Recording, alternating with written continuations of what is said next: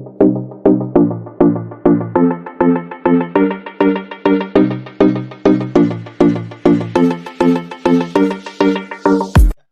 teman-teman, di sini kami dari kelompok 8. Saya sebagai moderator sekaligus ketua kelompok 8 ingin memperkenalkan atau menyampaikan apa yang menjadi pembahasan kita pada hari ini, di mana kami mendapatkan tema yaitu teologi dan sains sebuah kolaborasi.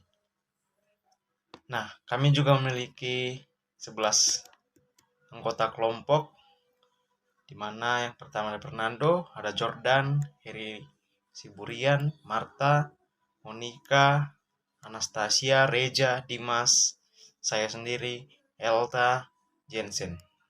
Baik, kita akan masuk pada pendahuluan, di mana teologi dan sains merupakan hal yang berkesinambungan, di mana teologi ada untuk meyakinkan kita dalam menyelidiki alam semesta, sementara sains hadir membantu kita dalam hal metodenya, di mana kita pada hari ini akan membahas tentang kolaborasi sains dan teologi. Teologi dan sains merupakan suatu usaha yang kolaboratif. Teologi dan sains merupakan suatu hal yang berkesinambungan, di mana teologi hadir untuk menolong dan meyakinkan kita sebagai umat manusia dalam menyelidiki hal-hal yang berkaitan dengan alam semesta. Sementara sains hadir untuk membantu kita sebagai umat manusia dalam menyelidiki hal-hal tersebut dengan berbagai metode-metode yang ditawarkannya. Sains sering sekali dikaitkan dengan suatu eksperimen yang dilakukan pada masa observasi atau penelitian untuk menentukan kajian-kajian dari suatu penelitian yang akan dilakukan. Hal ini memiliki kesamaan pada bidang teologi yang mempelajari tentang cara manusia dalam memahami serta merespon Tuhannya, sehingga dalam hal ini juga diperlukan pendekatan yang melibatkan suatu penelitian dan eksperimen yang berkaitan juga dengan sains, karena sains sendiri sering dikaitkan dengan eksperimen yang dilakukan dalam penelitian. Sehingga dalam hal ini, dalam bidang teologi, sains diperlukan untuk meneliti respon manusia dalam merespon Tuhan. Namun berbeda dengan sains, teologi sendiri menggunakan ilmu teologi kerendahan hati dengan melihat dan mengkaji hipotesis atau kemungkinan-kemungkinan yang akan terjadi.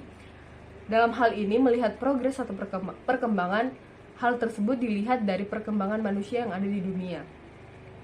Pendekatan yang sering ditawarkan atau yang sering dilakukan dalam mengkaji hal-hal yang diperlukan dalam suatu penelitian mengenai agama tidak dapat disamakan, seperti yang telah saya katakan tadi, tidak bisa disamakan dengan penelitian-penelitian atau eksperimen-eksperimen yang dilakukan dalam sains pada umumnya, sehingga karena penelitian tersebut tidak melibatkan kepercayaan seseorang, sehingga dalam penelitian jika penelitian dilakukan di bidang teologi ini, dilakukan eksperimen yang disebut dengan eksperimen doa yang melibatkan Tuhan untuk turut campur tangan pada setiap pribadi manusia.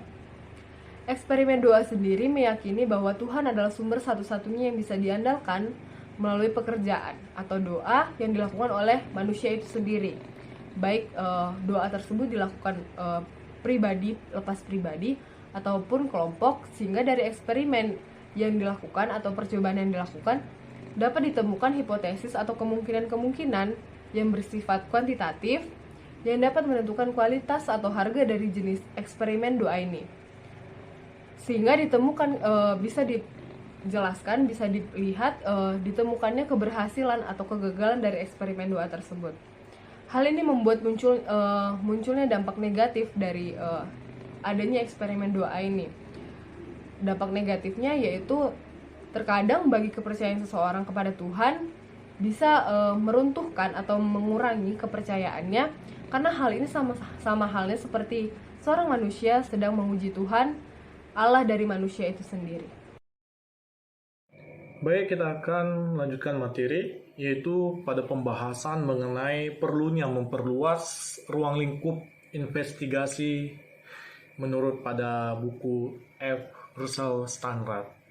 Beliau membahas mengenai kebutuhan dalam memperluas ruang lingkup investigasi dalam konteks pembahasan keberadaan Tuhan. Dia menyadari bahwa di dalam menghadapi ambiguitas dari hasil percobaan, sangat sulit dalam sampai pada kesimpulan yang tegas mengenai peristiwa yang namanya supranatural. Beliau atau Standard menggunakan analogi dari fisika, yaitu nuklir energi tinggi, dalam menjelaskan bahwa interpretasi hasil eksperimen tidak selalu langsung yang namanya dapat bersaing. Beliau menggambarkan kesulitan dalam menafsirkan hasil percobaan sebagai sesuatu yang umum. Bahkan dalam ilmu fisika pada tingkat tinggi, Standard menyoroti bahwa bukti dalam mendukung teori-teori seperti contohnya pada Big Bang tidak tergantung pada suatu eksperimen saja, melainkan pada sejumlah indikator yang berkumpul seiring waktu. Dia juga mengajukan ide bahwa di dalam memahami keberadaan Tuhan, yaitu pada teologi kerendahan hati harus mempertimbangkan berbagai fenomena dan bukti.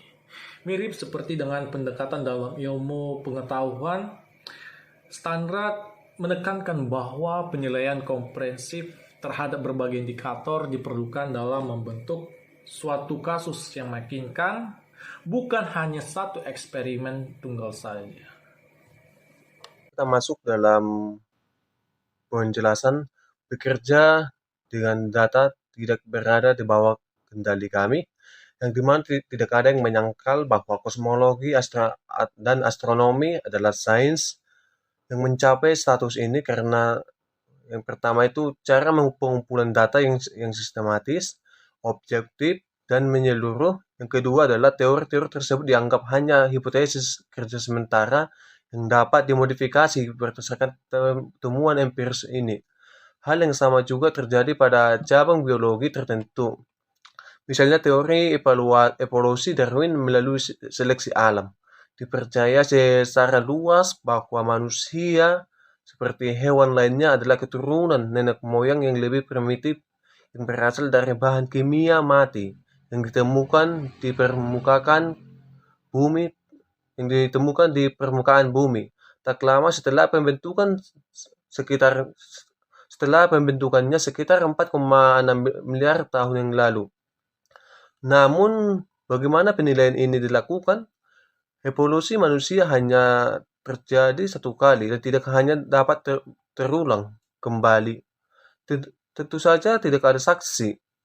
Sekali lagi, prinsipnya sama, bahwa kumpulan berbagai hal secara sistematis, berbagai jenis data, contohnya yaitu fosil, perbandingan anatomi spesies, perbandingan genetik, dan lain-lain juga, dan kemauan untuk melakukannya dalam pengumpulan data empiris.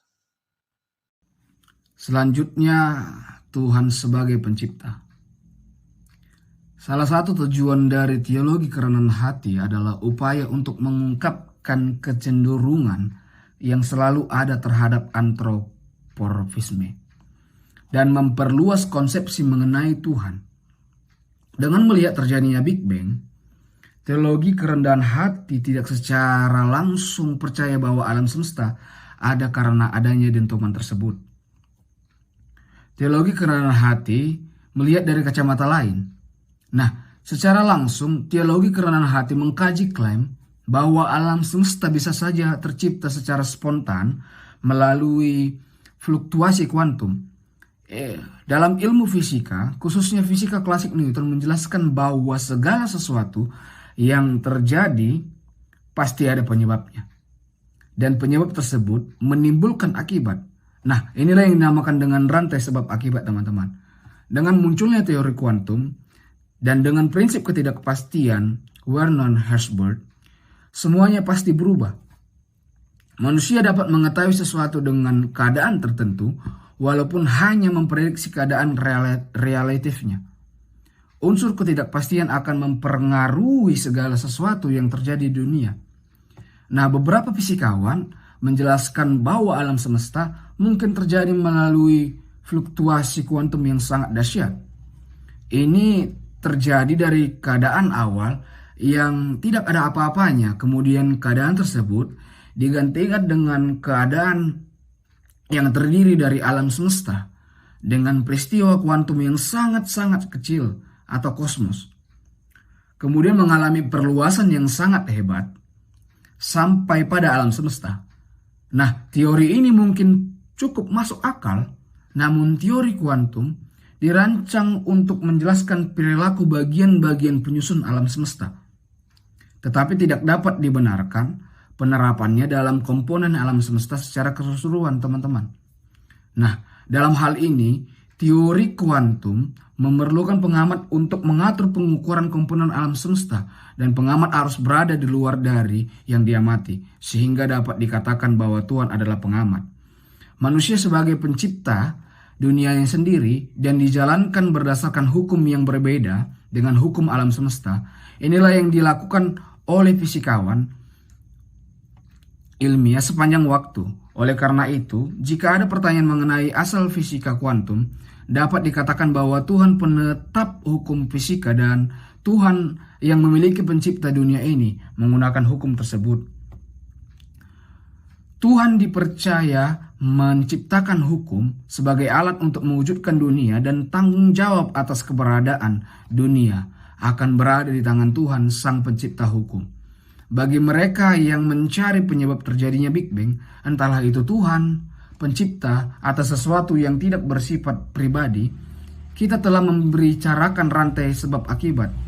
Sebab diikuti akibat, ketidakadaan waktu sebelum Big Bang menyingkirkan Tuhan pencipta yang mungkin ada dalam pikiran.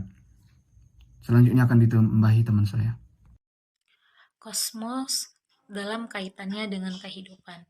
Teologi kerendahan hati, jika mempunyai cita-cita untuk dianggap sebagai ilmu pengetahuan, harus mempertimbangkan tidak hanya bukti-bukti yang mendukung sifatnya sementara yang ada pada saat ini, namun juga segala kontradiksi.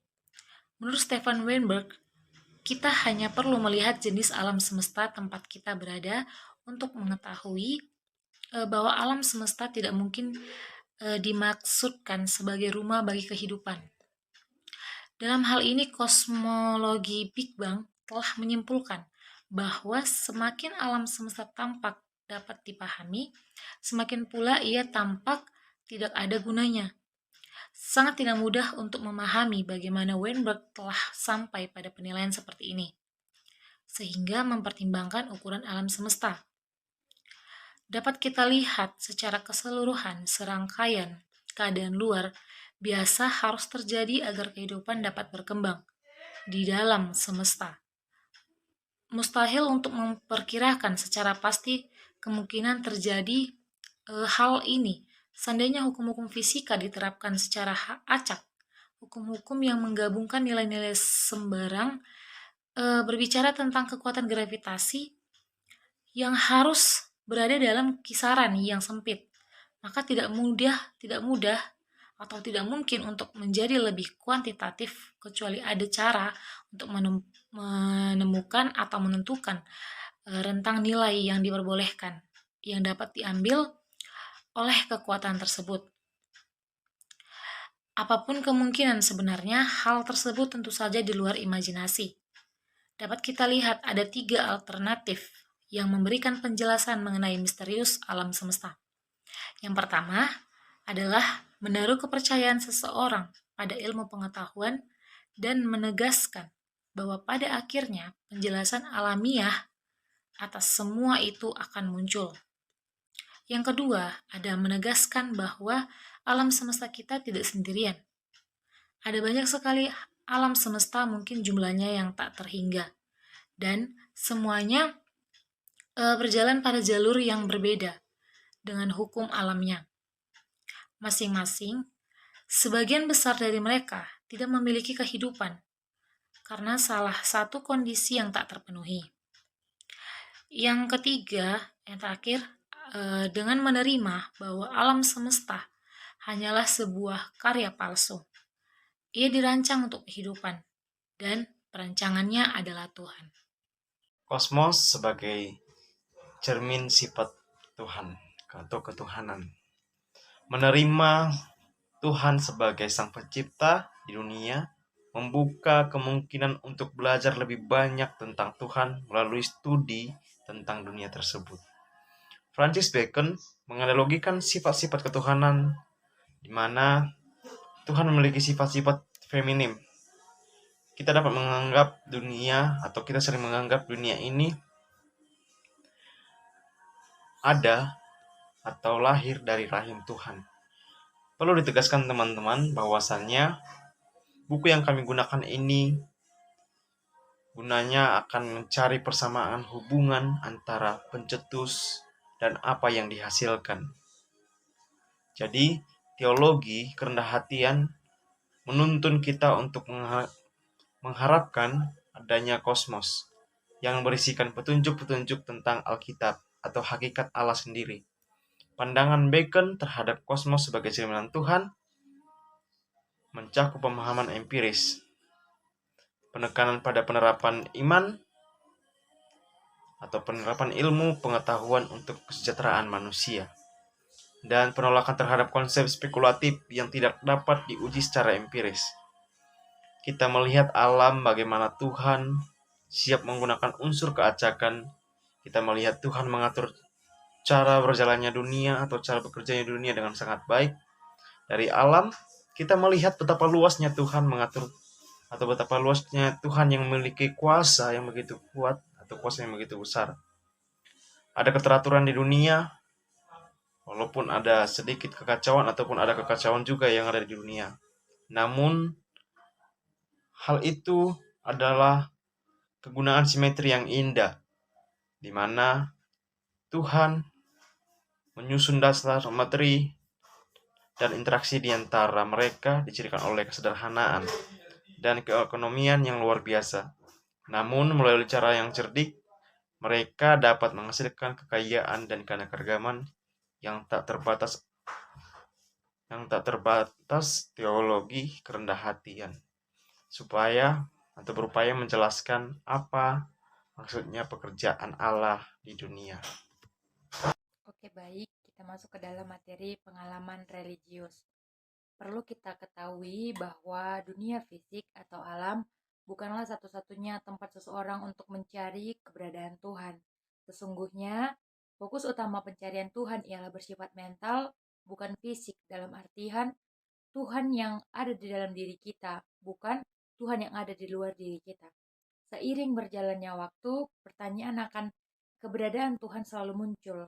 Seperti, apakah Tuhan itu ada? Pertanyaan ini menjadikan dasar untuk memasuki hubungan pribadi dengan Tuhan, di mana adanya suatu hubungan yang berdasarkan rasa cinta, rasa hormat terhadap Tuhan memiliki peluang besar yang dapat ditemukan dalam pelaksanaan hubungan tersebut. Doa adalah keseluruhannya yang memiliki banyak segi yang terdiri dari ibadah, syukur, penyesalan, meditasi, pengabdian diri, kontemplasi, dan lainnya. Dalam tindakan-tindakan seperti inilah kita diperhadapkan pada perasaan akan adanya suatu kekuatan besar yang bukan dari diri kita sendiri. Kita diperhadapkan pada suatu kebijakan yang bukan milik kita, suatu kebijakan yang dapat mengejutkan kita.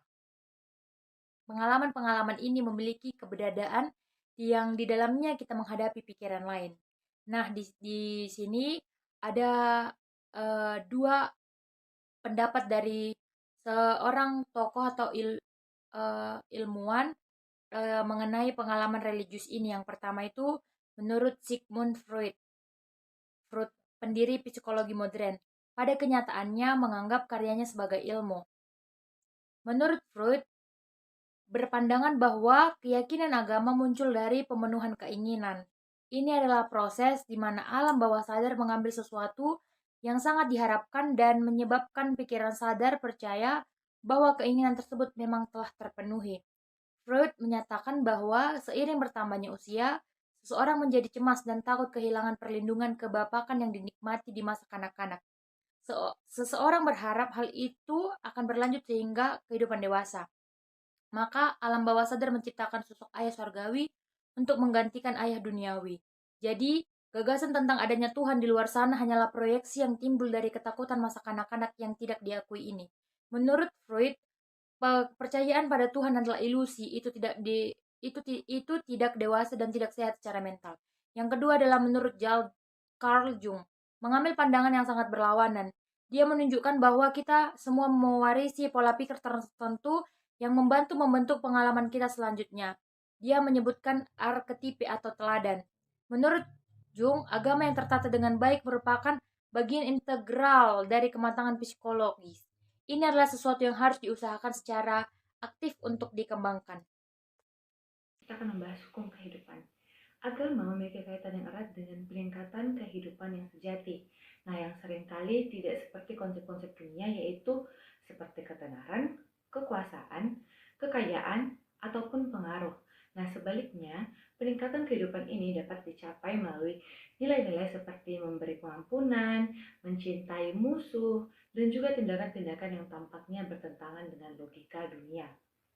Konsep-konsep ini disebut sebagai kebijaksanaan dan tampaknya melawan intuisi manusia yang mendasarkan kebahagiaan pada pencapaian dunia materi ataupun kekuatan.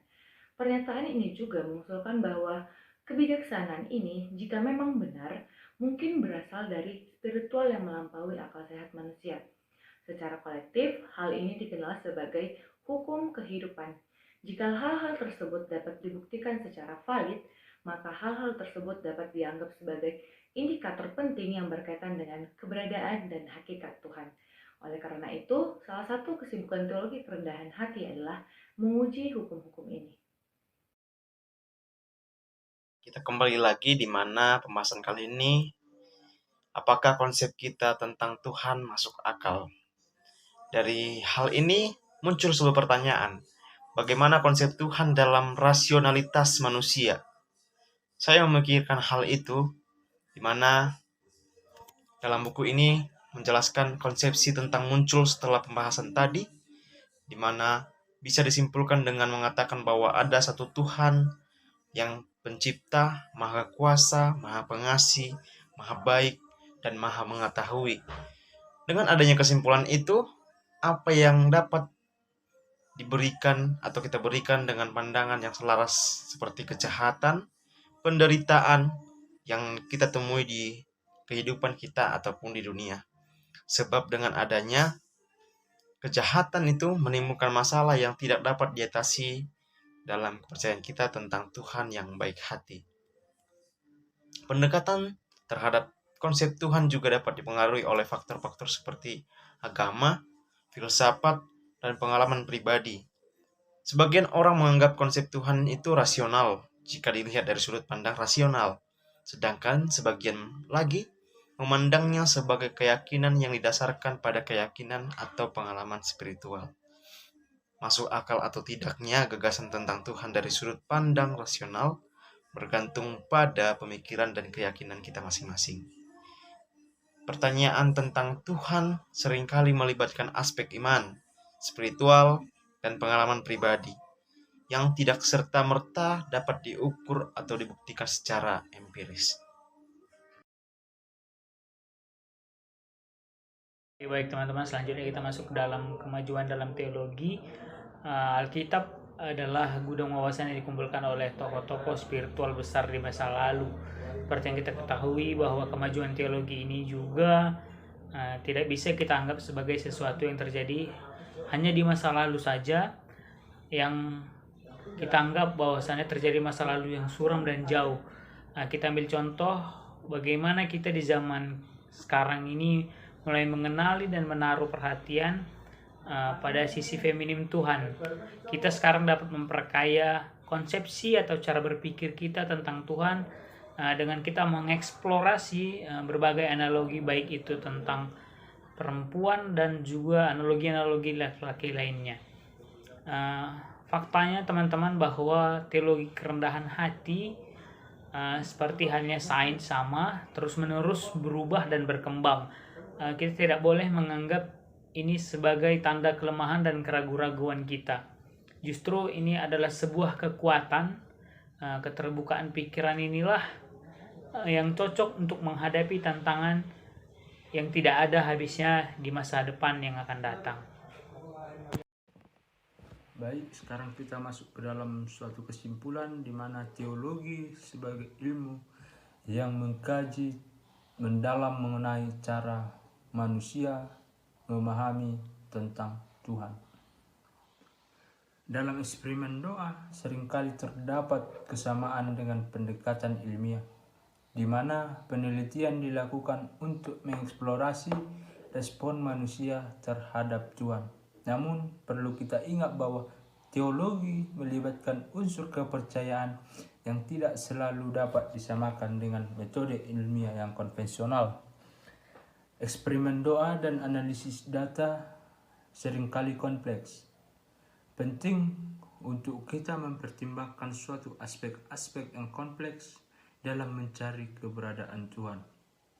Teologi berkembang seiringnya waktu mencerminkan suatu perubahan perspektif manusia terhadap Tuhan melalui eksplorasi berbagai konsep dan pengalaman kehidupan. Baik, sekarang kita masuk ke dalam suatu tanggapan kritis. Kelompok kami beranggapan bahwa suatu pendekatan teologi yang mengintegrasikan sains dengan keyakinan religius membuka pintu bagi pemahaman yang lebih dalam tentang Tuhan.